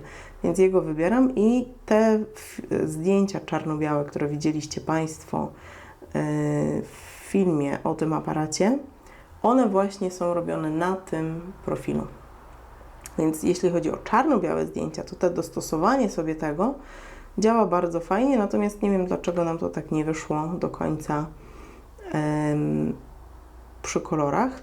Zabarwienie, no tu może być, wiecie Państwo, może być sepia, może być taki niebieski, może być czerwony, żółty, tak jak wyglądały te retro zdjęcia, że one miały taki zafarb jakby, no to tutaj też można sobie to wybrać i te JPEGi będą wtedy w takim zafarbie.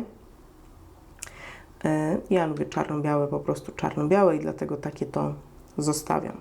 Dobrze, to tyle jeśli chodzi o Picture Control. Tu oczywiście możecie Państwo zmieniać sobie nazwę tych istniejących, możecie sobie usuwać te, których nie chcecie, no więc ja na przykład usunęłabym sobie ten. Tak, mogę sobie usunąć, no niestety nas to wyrzuca całkiem daleko, mogę sobie usunąć ten, tak, bo one mi są do niczego niepotrzebne, one były tylko teraz na potrzeby tego wideo stworzone, ale jak widzicie Państwo, jest to bardzo proste, żeby je usunąć czy dodać. Dobrze, co mamy następne? Automatyczna korekcja dystorsji. Można sobie to włączyć, można wyłączyć. Dystorsja, czyli to, co obiektyw czasem przekłamuje, coś tam nam zagina na rogach na przykład. Można sobie to włączyć, można sobie wyłączyć. Dobrze wiedzieć, że to jest w aparacie. Następnie przestrzeń barw. No, mamy albo sRGB, albo Adobe RGB. Ja zazwyczaj strzelam w sRGB, bo i tak żaden z moich monitorów nie pokazuje Adobe RGB. Jak wysyłamy do wydruku, to też wysyłamy w sRGB, więc tego po prostu nie robię. Aktywna funkcja Delightening. Tu znowu mamy znak zapytania. To jest taka funkcja, która zwiększa szczegóły w cieniach albo w tych najjaśniejszych partiach. Tak stara się wyrównać, powiedzmy, to zdjęcie, natomiast ja bym z niej nie korzystała. Ja bym w postprodukcji sobie po to powyciągała, natomiast można spróbować, to będzie też działać na JPEGi. Redukcja szumów przy długich naświetlaniach. Jeżeli robicie Państwo ze statywu jakieś długie naświetlania, to można sobie włączyć tą redukcję szumów i redukcję szumów przy wysokich czułościach ISO też można sobie włączyć. Ja bym sobie ją zmniejszyła, żeby sobie nie psuć tego zdjęcia jakoś bardzo. ale to musicie Państwo sobie potrenować na JPEG-ach najlepiej. Jakie Państwu się bardziej podobają, na jakie wychodzą lepiej. Ustawienia czułości ISO. I tutaj, drodzy Państwo, zwróćcie uwagę, że mamy dwie opcje. Albo sobie ustawiamy ISO tutaj jakąś wartość, przy czym tą wartość możemy sobie tutaj później zmienić, jak widzicie Państwo na naszym podręcznym menu.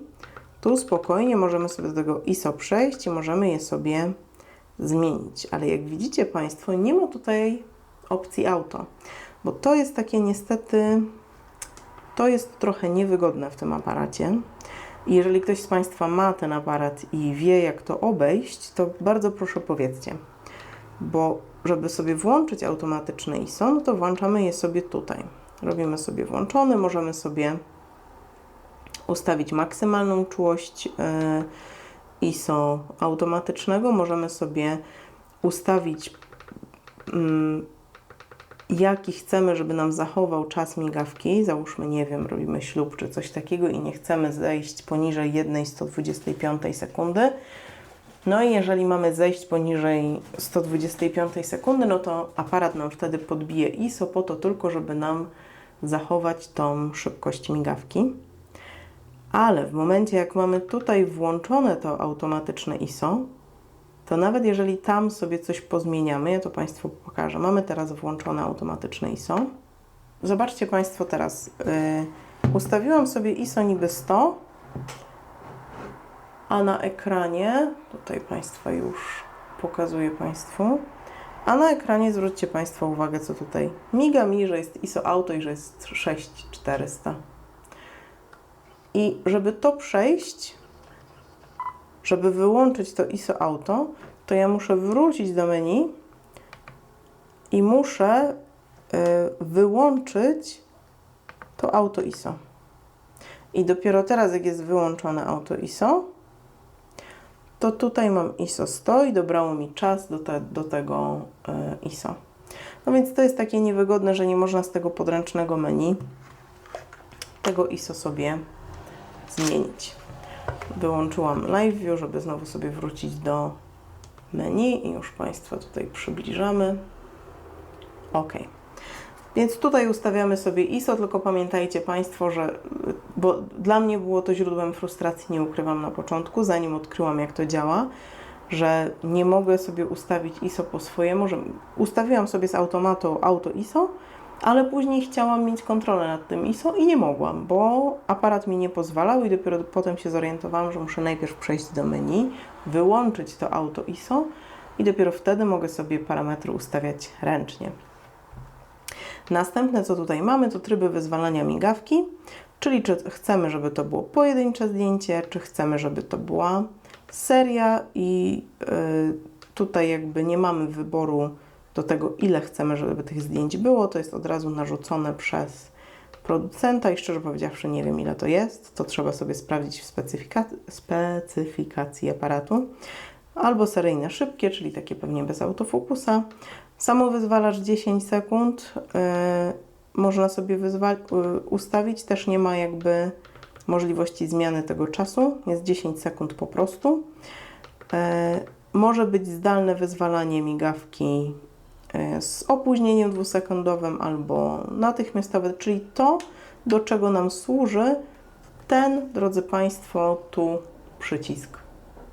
To jest to menu. Więc można tak naprawdę o tej części menu sobie troszkę zapomnieć, bo nie jest nam potrzebne, bo mamy je podręczne pod tym przyciskiem. Mamy tutaj opcję wielokrotnej ekspozycji, czyli to, że możemy jakby nałożyć sobie dwa zdjęcia jedno na drugie. Możemy wybrać sobie, jaka będzie liczba tych zdjęć. No, czyli mogą być albo 2, albo 3. Tutaj szału jakiegoś nie ma. I możemy jeszcze je sobie jakoś automatycznie wzmocnić. Co nam to oznacza?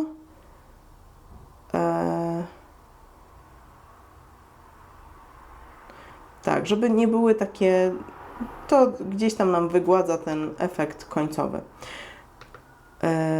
Fotografia z interwalometrem, czyli takim urządzeniem, które tam nam będzie co jakiś czas po prostu robiło zdjęcie. a nawet nie z urządzeniem, bo w aparacie już można sobie to zrobić. Kiedy ma zacząć, kiedy ma przestać, można sobie ustawić i z tego później można sobie zrobić timelapsa, ale on tego nie zrobi tutaj nam w aparacie, tylko trzeba to będzie zrobić w... nie chciałam tego włączać, jak mam z tego wyjść? Najlepiej tak. Czyli on sobie robi te zdjęcia z jakimiś przerwami między nimi, tyle zdjęć, ile mu tam zadamy i możemy potem sobie w programie zrobić z tego timelapsa. I ustawienia filmu. Tu możemy sobie, jak widzicie Państwo, tych ustawień do filmu jest tyle, co kot napłakał, ale są, więc można sobie ustawić, jakie chcemy, czy chcemy 1080p w 60 klatkach, czy w 30 klatkach, czy chcemy mieć takie kinową wersję w 24 klatkach i tu już później jakieś takie maleńkie rozdzielczości, których już chyba nikt nie używa. Dobra, tu możemy sobie też mikrofon ustawić,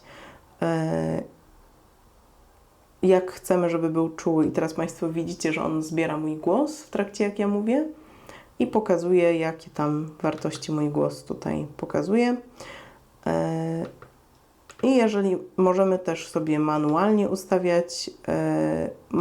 ustawiać wartości podczas kręcenia filmu,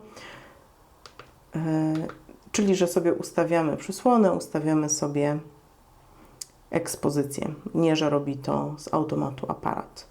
No i to tyle, jeśli chodzi, drodzy Państwo, o menu fotografowania. To przechodzimy sobie menu ustawień osobistych. I co tutaj znajdziemy? Pierwsze co, to możemy sobie zresetować wszystkie te ustawienia i tu opcje mamy aż całe dwie. Możemy zrobić tak bądź nie. I co tu mamy dalej? Autofokus. Możemy sobie wybrać, jakie chcemy tutaj mieć funkcje przy autofokusie i co sobie wybieramy. Czy chcemy, żeby przy ciągłym autofokusie priorytetem była ostrość zdjęcia, czyli jeżeli aparat uzna, że nie złapał ostrości, to tego zdjęcia nie zrobi, czy priorytetem jest natrzaskanie jak najwięcej ilości zdjęć i a nuż któreś się uda. To już od Państwa zależy. Państwo wiecie, co lubicie strzelać i jak lubicie strzelać. Ja bym wybierała to, że ostrość. Jeżeli nie złapał ostrości, to po co mi takie zdjęcie, które jest nieostre. Liczba pól autofokusa. On ma maksymalnie tych pól 39, ale można sobie tutaj wybrać mniejsze pole autofokusa. Czemu to służy do końca nie wiem. Ja bym poszła w maksymalne. Wbudowana dioda wspomagania autofokusa. To jest, drodzy Państwo, nic innego jak to tutaj światełko w aparacie. I ono pomaga w momencie, jak aparat się męczy i nie potrafi złapać autofokusa, no to tutaj, nie wiem, nie pamiętam, czy ono jest zielone, czy ono jest czerwone. Takie światełko sobie błyska, żeby temu pomóc. Można to sobie zostawić włączone. Ja bym to wyłączała w momencie, jak robimy jakieś takie poważniejsze rzeczy, nie wiem, ślub czy coś takiego, bo może być to po prostu irytujące dla osób, które fotografujemy. Wskaźnik ustawienia ostrości. To jest bardzo przyjemna rzecz. Nie wiem, szczerze powiedziawszy, czy działa w LiveView i zaraz się dowiemy, bo sprawdzimy. To jest taka funkcja w Nikonie, która pomaga w momencie, kiedy ostrzymy manualnie. Nie ma tutaj focus picking jako takiego, ale pokazuje nam się w wizjerze, takie strzałki nam się pokazują albo w prawo, albo w lewo, albo jakby spotykają się po środku. Trochę to wygląda jak kompensacja ekspozycji, natomiast to nam pokazuje, czy łapiemy fokus na ten punkt, w którym, bo on jakby ustala to według punktu, w którym byłby autofokus, czyli punkt ostrzenia mu ustawiamy i on na podstawie tego nam pokazuje, czy ustawiliśmy te manualne ostrzenie w punkt, czy nie. Zobaczmy, czy to działa w LiveView, bo szczerze powiedziawszy nie wiem, bo próbowałam to tylko w wizjerze, więc z Państwem sobie tutaj razem spróbujemy. Ciekawe, czy dziadkowie moi wiedzieli, że do takich eksperymentów ich gwizdki będą służyły. Dobra, przełączamy się na Live View. Mamy włączone to wspomaganie. Musimy na obiektywie przełączyć się na manualne ostrzenie. No i zobaczmy teraz, czy nam się to włączy, czy nam się to nie włączy. No nie, niestety to nam działa jedynie w wizjerze, nie działa nam to na Live View. Jeżeli ktoś z Państwa wie, jak to włączyć na Live View, to dajcie proszę znać. Tu widzicie, jak nam się wyostrza albo rozmazuje ten ptaszek. W Live View możemy skorzystać sobie z lupki, no i sobie przybliżyć, powiedzmy, o, proszę bardzo, jak bardzo możemy przybliżyć i wtedy złapać obraz żyletę. Ale niestety nie działa to w wizjerze. Być może też dlatego, że w wizjerze no nie jesteśmy w stanie mieć tego przybliżenia, ponieważ on jest optyczny. Ale jest to bardzo fajne, jeżeli Państwo korzystacie właśnie z obiektywów manualnych albo lubicie ostrzyć manualnie. Tutaj czasem niestety trzeba ostrzyć manualnie, bo ten autofokus nie zawsze działa tak, jakbyśmy sobie tego życzyli. Więc bardzo fajna funkcja z tym wspomaganiem, gdzie to było? Wskaźnik ustawienia ostrości. To jest naprawdę takie tylko dwie strzałeczki i pokazuje nam kilka kreseczek w prawo, kilka kreseczek w lewo, co nam pokazuje, w którą stronę za daleko jesteśmy tak jakby od tego naszego obiektu, na który próbujemy wyostrzyć. Dobrze, to tyle jeśli chodzi o menu autofokusa. Teraz menu ekspozycji. Jaki ma być krok zmiany ekspozycji? Czy to ma być o 1/3, czy o pół EV? Czyli jak bardzo nam się przyciemni bądź rozjaśni zdjęcie, jak będziemy zmieniać ekspozycję. Dobra, następne to tutaj znowu mamy.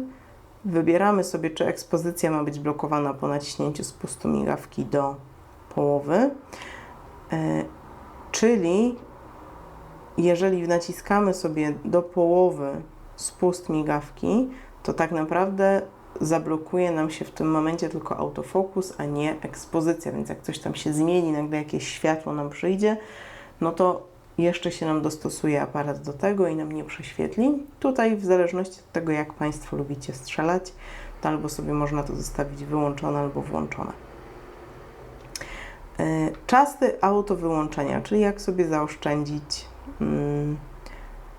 baterię. Jak widzicie Państwo, on się bardzo szybko wygasza i to są te czasy normalne. I na pewno bym nie poszła w te krótkie, bo on się wtedy nie wiem, jak bardzo szybko będzie wygaszał. Jemu i tak całkiem długo żyje bateria, więc tutaj bym się tym bardzo nie przejmowała, ale dobrze jest wiedzieć, że tutaj jest taka opcja, żeby sobie ustawić, jak szybko on ma się sam wyłączać. Samowyzwalacz. Opóźnienie samowyzwalacza. No, poprzednio Państwu powiedziałam, że możemy sobie wybrać tylko 10 sekund. Możemy sobie wybrać więcej, ale musimy to wybrać w tym menu i wtedy nam to zostanie jako opcja samowyzwalacza. Jakby nie możemy już z tego, z poziomu tego menu wybrać sobie czasu samowyzwalacza. To musimy sobie ustawić w tym menu, więc na przykład jeżeli wiecie Państwo, nie wiem, robicie sobie dużo autoportretów. Są niektórzy, którzy robią sobie świetne autoportrety, ale no potrzebują na to więcej czasu na przykład niż 10 sekund, no to tutaj możemy sobie maksymalnie 20 sekund ustawić i możemy sobie wybrać też od 1 do 9 zdjęć, żeby nam zrobił aparat. Że to nie musi być pojedyncze zdjęcie, co też jest całkiem fajne, zwłaszcza jak sobie robimy jakieś tam artystyczne autoportrety. Następna, jak długo ma czekać na zdalne wyzwolenie migawki, czyli ten taki z wężykiem spustowym, to też sobie można tutaj ustawić. No i kolejne bardzo ważne i myślę, że jednak częściej używane niż wężyk spustowy, sygnał dźwiękowy, czyli to, czy chcemy, żeby on nam wydawał dźwięk, jak złapie autofokus.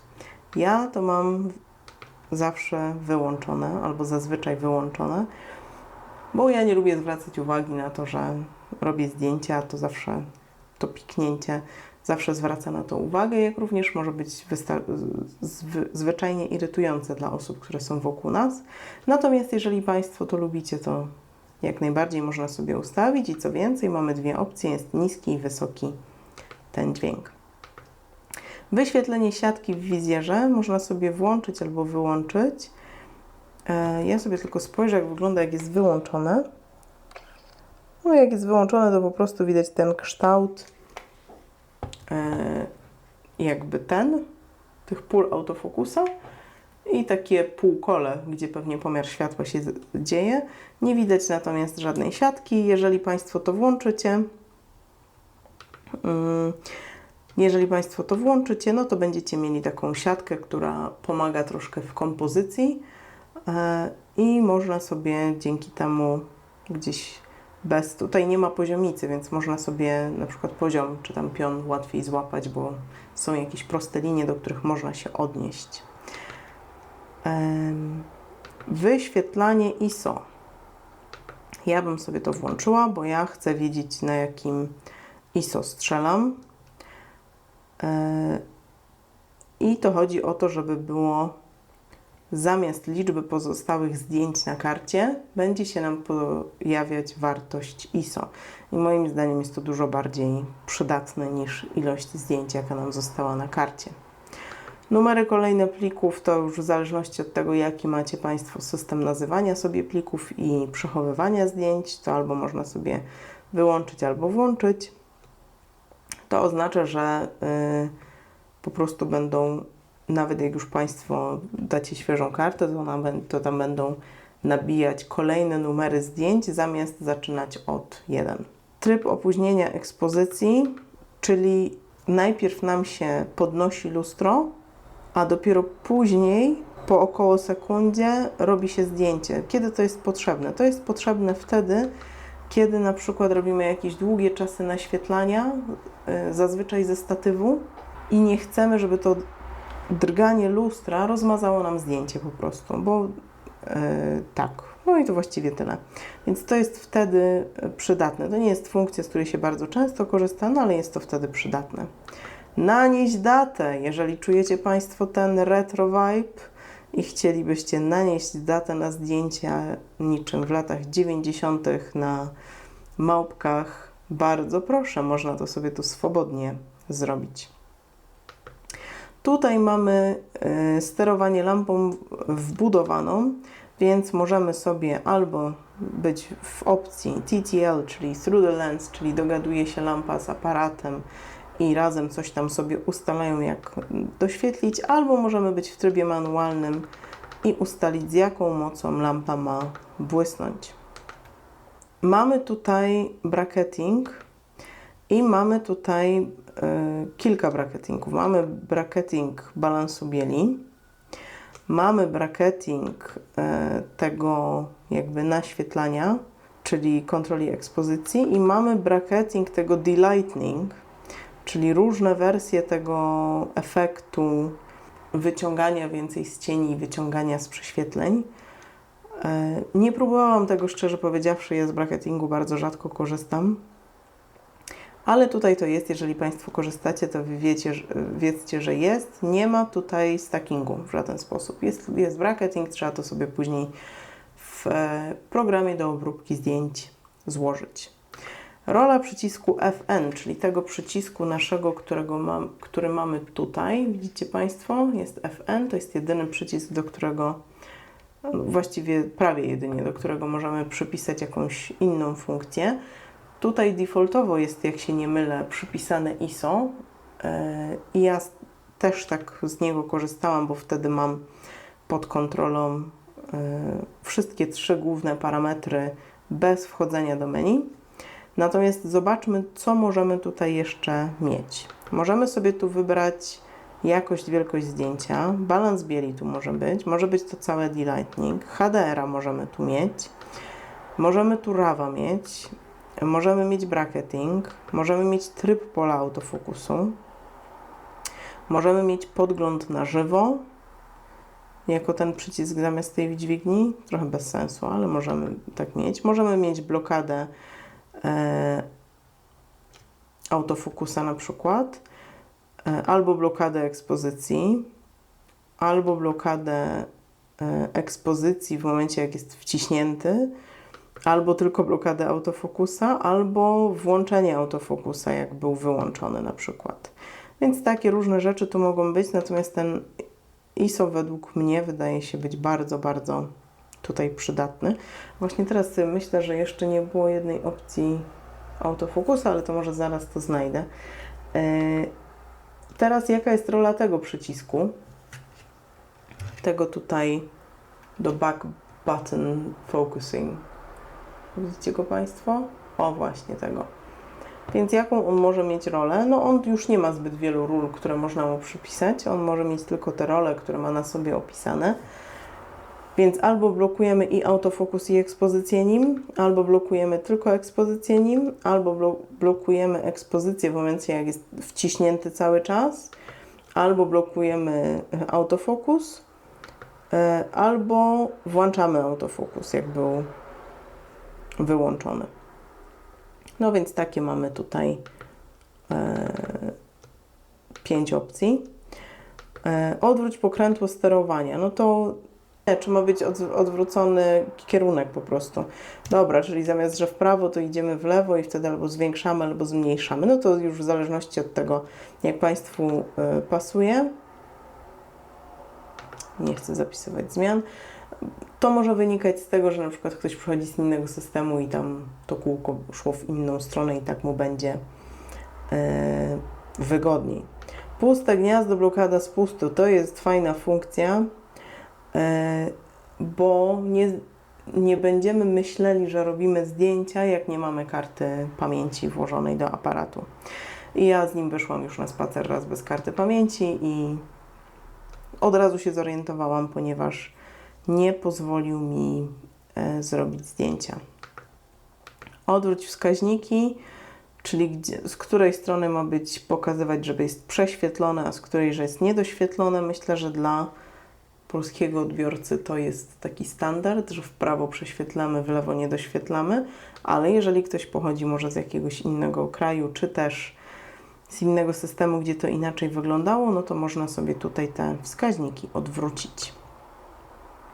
Dobrze, to tyle, drodzy Państwo, jeśli chodzi o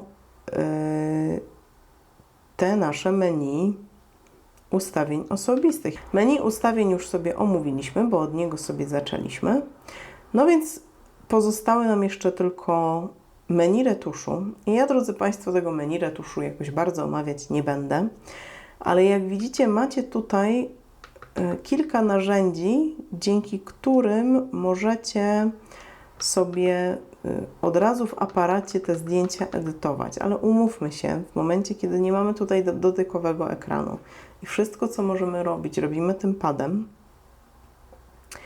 no to nie jest to najprostsze, co możemy robić i ja nie poznałam jeszcze nikogo, kto edytowałby swoje zdjęcia w aparacie. Natomiast jeżeli Państwo tak lubicie albo nie lubicie siedzieć przed komputerem i edytować przed komputerem, jak najbardziej można się tym pobawić i zobaczyć, co tutaj możemy osiągnąć. Bardzo fajne jest to ostatnie ustawienia. No wiadomo, że tutaj my teraz będziemy mieli wszystko to, czego ja tknęłam i tego będzie bardzo dużo. Ale jeżeli macie Państwo takie ustawienia, do których często wracacie i są to jedyne ustawienia, które tak naprawdę sobie zmieniacie, to one się będą pojawiać Wam tutaj, w tych ostatnich ustawieniach i nie trzeba chodzić wtedy i szukać po całym menu. Wystarczy wejść tu, do tej ostatniej zakładki, ostatnie ustawienia i tam się Państwu to pokaże. I to jest ekstra. No to, drodzy Państwo, zrobiliśmy sobie spacer po calutkim menu i to jest wspaniałe. To zobaczmy sobie teraz, co mamy tak naprawdę tutaj. Tutaj myślę, że to tło i ten kolor tego tła to był taki nikonowy szał na tamten czas. Więc zobaczmy, co możemy sobie tutaj ustawić. Jak widzicie, drodzy Państwo, nie możemy sobie tutaj ustawić niestety, nie możemy sobie wybrać, jakie kafelki chcemy albo jakie funkcje chcemy tutaj mieć. One defaultowo będą zawsze takie same. Więc możemy sobie tu wybrać, w jakim formacie chcemy zapisywać zdjęcia. I jak widzicie, tutaj mamy podpowiedź, czym wracamy. Bardzo króciutko to trwa. Tutaj możemy sobie wybrać wielkość zdjęcia. Czy chcemy, żeby było duże, małe, duże, średnie czy małe. Czy chcemy auto-bracketing włączyć? HDR z jakiegoś powodu mamy niedostępny, nie wiem do końca dlaczego. Tutaj, czy chcemy tą funkcję mieć włączoną czy wyłączoną, to delighting, i tutaj z automatu jest włączona. Balans bieli możemy sobie tutaj zmienić. Możemy sobie zmienić ISO oczywiście, jeżeli nie mamy ustawionego auto ISO. Tutaj możemy sobie zrobić kompensację ekspozycji, nie patrząc w wizjer, tylko tutaj na ekranie na przykład sobie do zera zejść. Tu jest kompensacja błysku, to w momencie jak mamy lampę podłączoną, w jakim trybie lampa ma pracować. Jaki robimy sobie pomiar światła i zwróćcie Państwo uwagę na to, że nie było tego nigdzie w menu, to jest tylko tutaj. I możemy mieć albo pomiar matrycowy, albo centralnie ważony, albo punktowy. I tak pokrótce, czym one się różnią. Matrycowy zbiera nam informacje z całej matrycy i na podstawie całej sceny ocenia aparat, jak naświetlić zdjęcie. Niech Państwa troszkę oddalę. Proszę bardzo. I dziedziusiowy gwizdek. Bardzo proszę. I tak, mamy sobie dziedziusiowy gwizdek i on teraz z całej matrycy sobie ściąga informacje, jak naświetlić to zdjęcie.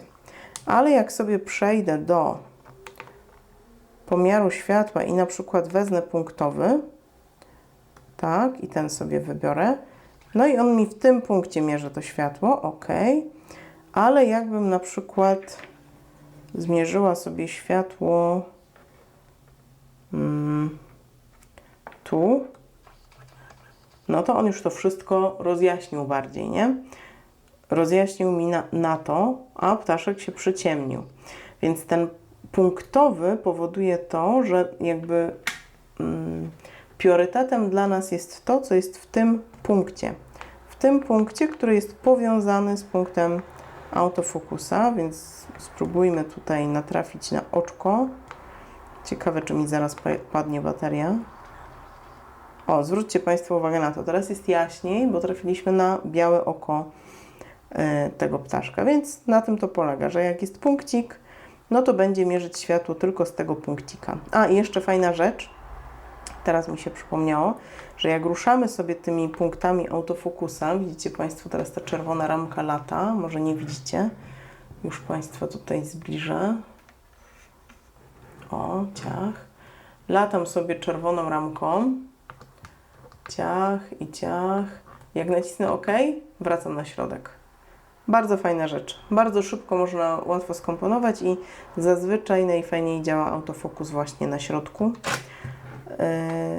Więc serdecznie polecam na środeczku sobie korzystać z punktu autofokusa i robić, łapać autofokus i zmieniać sobie kompozycję. OK, co my tu jeszcze mamy? Byliśmy przy tym, jaki pomiar ekspozycji możemy mieć.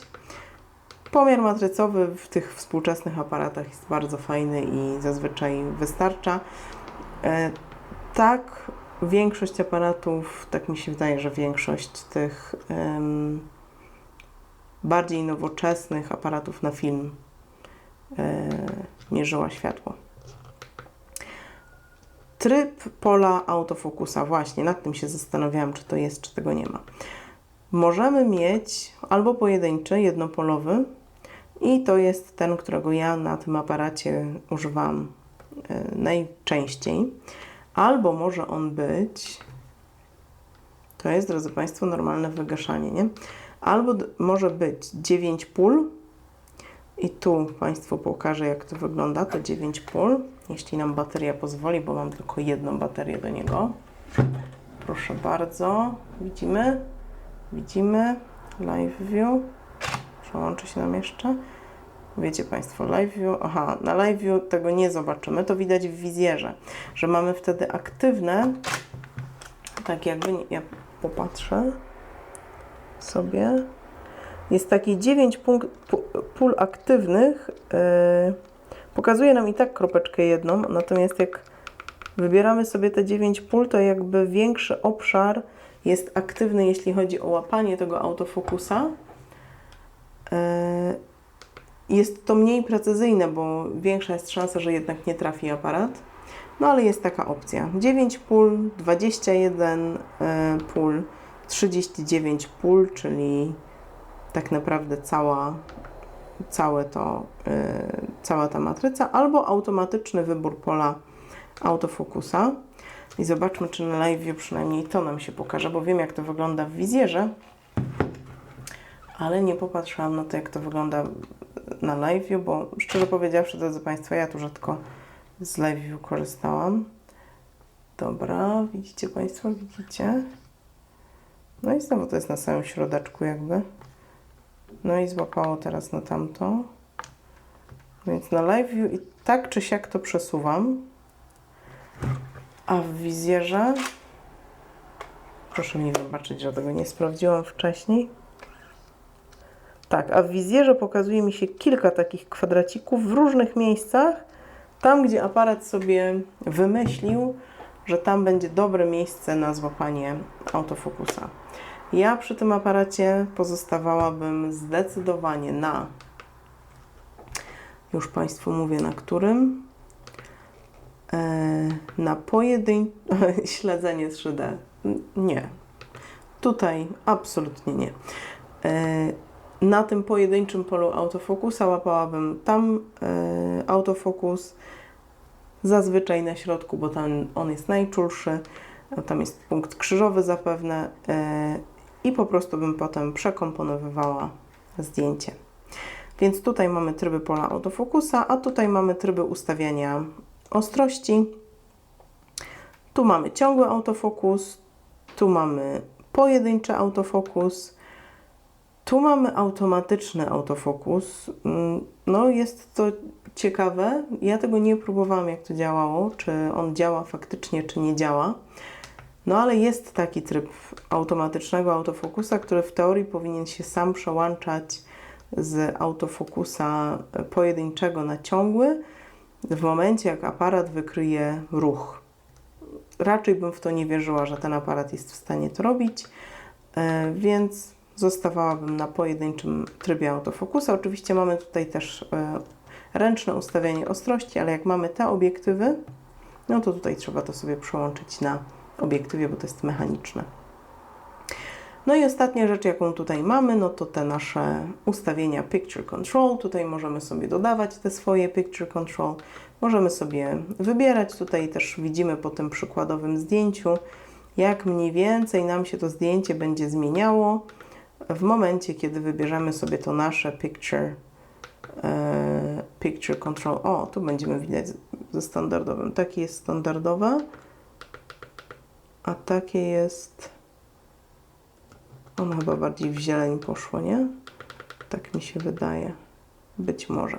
Ta różnica jest naprawdę bardzo niewielka. To ostatnia rzecz, drodzy Państwo, jaka nam została do omówienia, to jak tak naprawdę sobie manipulować tymi ustawieniami, które już teraz mamy, w momencie, kiedy już korzystamy z aparatu i robimy zdjęcia.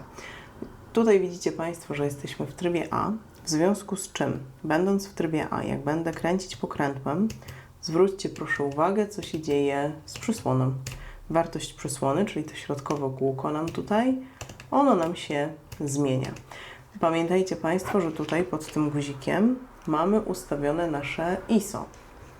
Więc w momencie, jak przycisnę ten guzik i będę go trzymać, widzicie Państwo, co się stało? ISO się nam podświetliło na żółto. Mogę sobie to ISO samodzielnie wybrać, jakie chcę. Tutaj jeszcze do jakiś high nam dochodzi, ale tutaj jest maksymalnie do 6400 właściwie. No ale mogę sobie nie automatycznie, tylko samodzielnie wybrać ISO, jakie mnie interesuje, ponieważ mam wyłączony tryb Auto ISO. I to wystarczy robić właśnie tutaj, przytrzymując guzik FN. Mogę sobie też zmienić ekspozycję zdjęcia, czyli na przykład to zdjęcie przyciemnić bądź rozjaśnić. Żeby to zrobić, nie zmieniając wartości przysłony, przytrzymuję ten guzik plus minus i trzymając go, proszę znowu zwrócić uwagę, co nam się tutaj dzieje, podświetla nam się na żółto kompensacja ekspozycji i zmieniają nam się te parametry. Jeszcze tylko dla pewności popatrzę sobie przez wizjer i w wizjerze to też widać, że manipulujemy sobie kompensacją ekspozycji. Znika nam taka podziałka, która nas informuje o tym w momencie, jak jesteśmy na 0. To w trybie A. Jeżeli jesteśmy w trybie M, czyli w trybie manualnym, to może najpierw jeszcze pójdźmy sobie do S.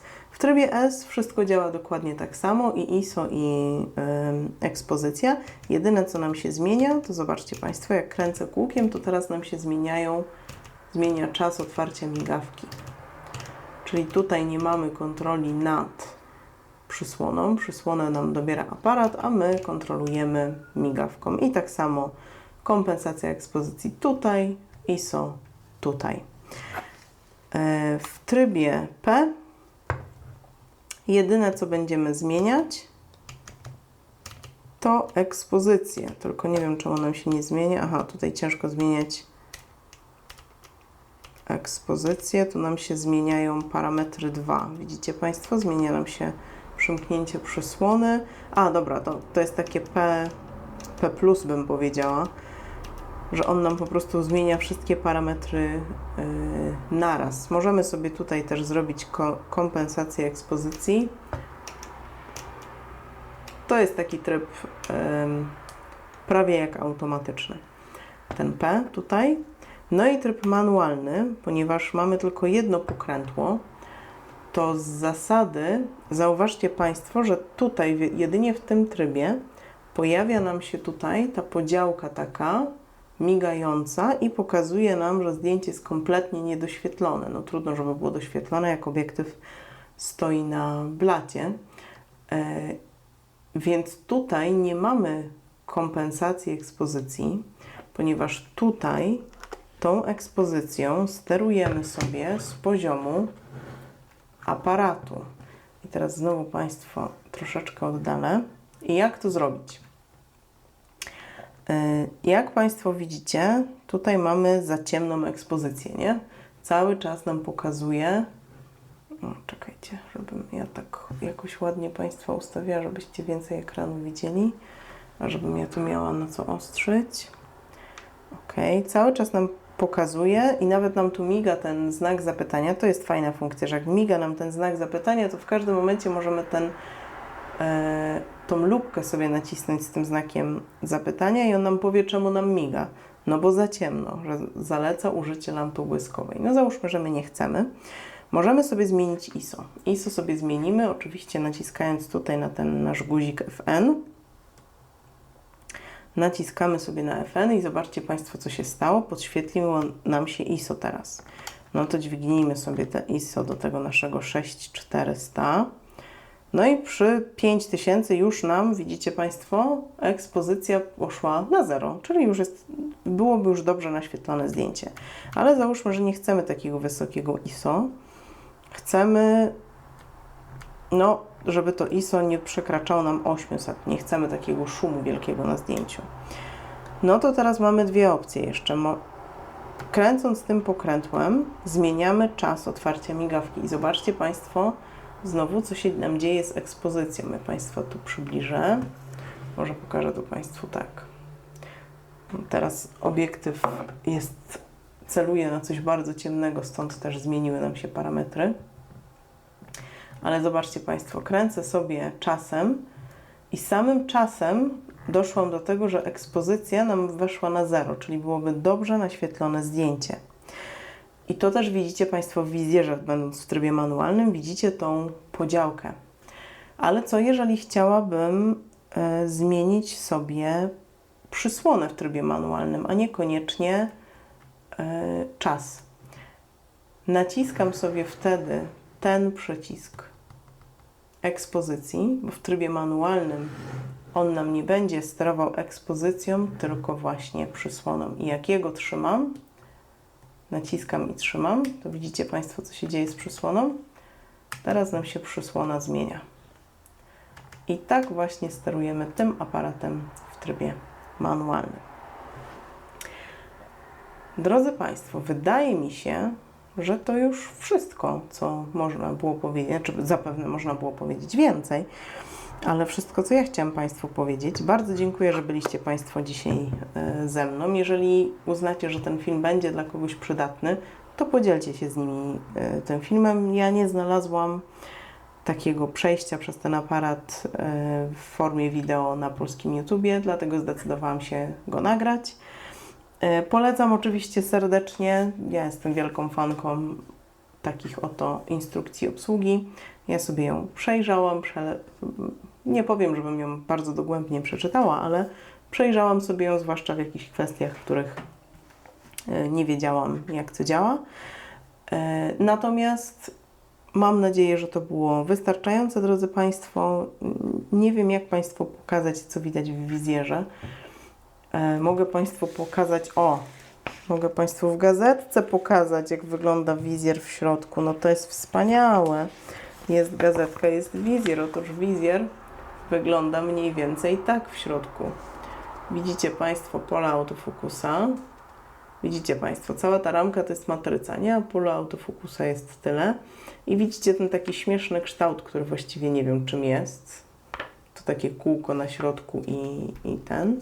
Przy czym nie widzicie cały czas tych kwadracików. One Wam nie zasłaniają obrazu, ponieważ pokazuje Wam się tylko ten punkt autofokusa, się podświetla, który sobie wybraliście.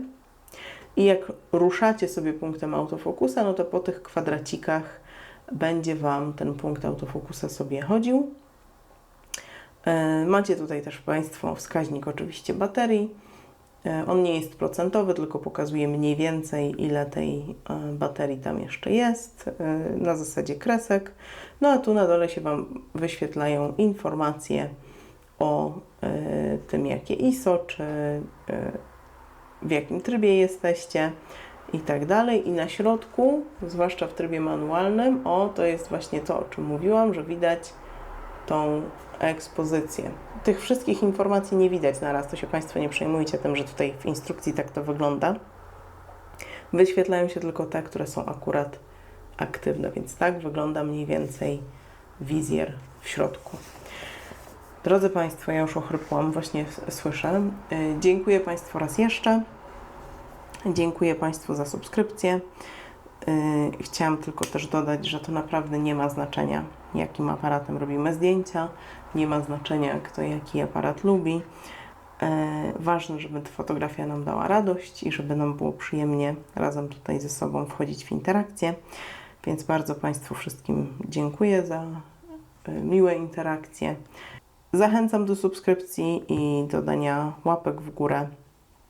I do zobaczenia w następnym filmie.